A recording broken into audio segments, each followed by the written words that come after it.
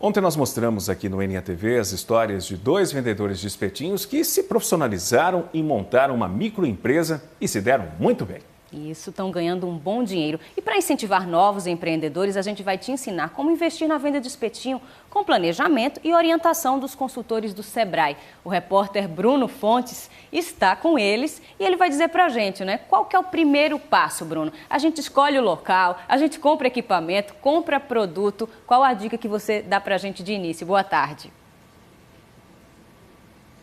Oi, Cassione, boa tarde, Márcia, todas as pessoas que estão em casa agora. É legal, né? Quando a gente conta uma história assim de uma pessoa que começa mesmo e a microempresa cresce mesmo, ele consegue então ganhar dinheiro com isso. O primeiro passo, é claro, é saber onde esse espetinho vai ser vendido, porque vai ter uma influência, então, se pode ser um carrinho móvel ou então se vai ser um ponto fixo. Qual a prefeitura, se ele vai trabalhar aqui no Recife, em Paulista, em Olinda. Mas quem vai explicar tudo para a gente são esses 2 profissionais que estão aqui com a gente. O Vitor Abreu, é analista de orientação empresarial do Sebrae, está aqui comigo. E também Paulo Guimarães, que é o consultor nessa área de segurança alimentar. Primeiro eu vou querer saber de Vitor. São muitos pontos, né? Eu vi que vocês ficam atendendo o tempo todo aqui, mas a pessoa que quer essa orientação sobre o espetinho, venda de espetinho, primeiro ele vai comprar esse equipamento ou vai então estudar esse local onde ele vai vender esse produto? Boa tarde. Olha, Bruno, boa tarde. É muito importante, antes de mais nada, que o empresário ele se veja operando aquela atividade, já que é uma atividade que exige muito esforço físico, muito esforço braçal.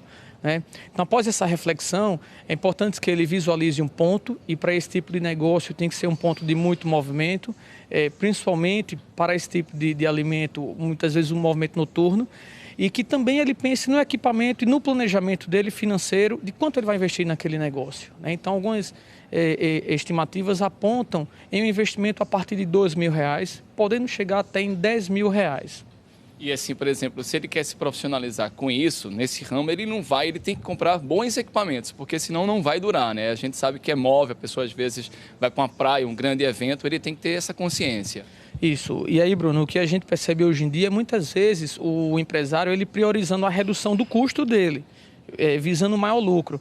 E nessa redução de custo, ele às vezes economiza no equipamento, economiza no material que ele está trabalhando, na matéria-prima, e pode comprometer, geralmente compromete, na verdade, a qualidade do produto.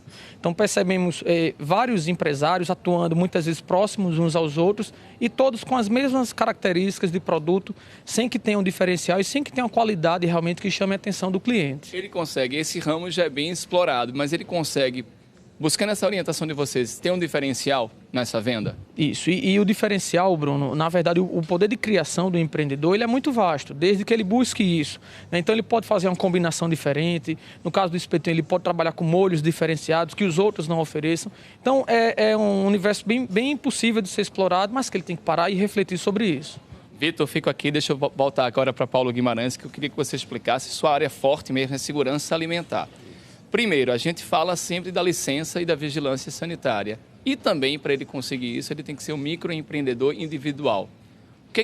A primeira coisa que ele vai fazer, quando ele já começa a escolher, eu tenho um carrinho, o que é que ele vai fazer? Boa tarde. Então, boa tarde. O que as pessoas às vezes confundem é a licença sanitária, né, com o alvará de funcionamento.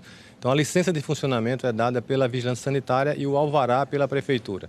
Ele, com o alvará já entregue, ele vai dar entrada na vigilância sanitária para poder tirar a licença de funcionamento. Então, a vigilância sanitária depois vai até o local para ver como é que estão as instalações dele, para poder dar essa licença. E antes, Paulo, ele tem que ter, então, ser um microempreendedor individual, ele vai conseguir, então, aquele CNPJ para conseguir essas licenças? Ele pode ser um MEI, né? MEI, que é o microempreendedor individual, e aí ele se formaliza, recebe o CNPJ e aí ele vai dar entrada para tirar a licença da vigilância. Paulo, como é que ele vai conseguir vender, então, um alimento com segurança, um alimento saudável? Isso. Então, olha, Bruno, tudo começa na compra da matéria-prima. Então, ele tem que comprar uma matéria-prima de uma empresa, né, idônea que tenha o CIF ou o CIA, né? O CIF é dado pelo Ministério da Agricultura. E o selo de inspeção federal. O selo de inspeção federal. E o CIA, que é dado pelo Estado, que é a Adagro, que faz esse trabalho. Então, o alimento, ele é um alimento perecível, né? Que é carne, frango. Então, ele vai ter que estar exposto num local refrigerado, dentro do expositor refrigerado, tem que estar embalado e ele vai transportar esse alimento refrigerado numa caixa de isopor até o ponto onde ele vai processar esse alimento.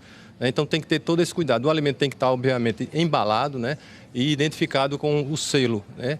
E depois, então, no local de preparo, ele vai trabalhar toda essa parte de manuseio.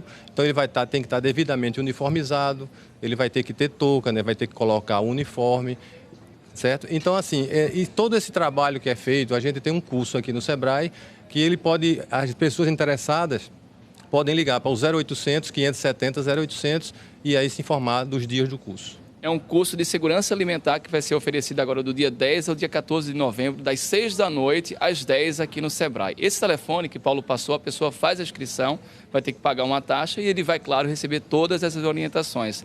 Agora, você que está em casa também pode ver essa reportagem para saber, então, como conseguir a licença e o alvará de funcionamento da Prefeitura. Vamos ver.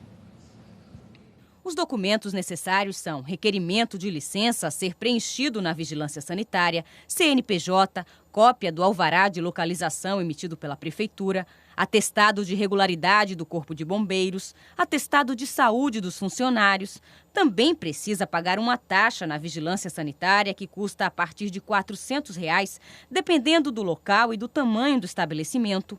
O tempo para conseguir a licença depende do cumprimento das exigências feitas pelos fiscais. O endereço da Vigilância Sanitária é Rua Major Codeceira, número 194, bairro de Santo Amaro. O telefone para atendimento é o 3355-2045.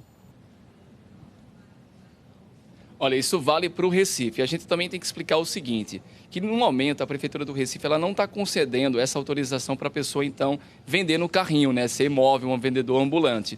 Então, tem que procurar, claro, cada prefeitura, quando a pessoa escolher esse local, porque a Prefeitura do Recife, no momento, ela vai fazer um estudo para depois padronizar e escolher um local para esses comerciantes, esses ambulantes, venderem, então, o espetinho. Então, se ela quiser no carrinho vender no Recife, não vai conseguir nesse momento. Ela vai ter que primeiro procurar exatamente a prefeitura e as normas de cada prefeitura. Voltamos ao estúdio. São dicas importantes para todo mundo aí ganhar dinheiro.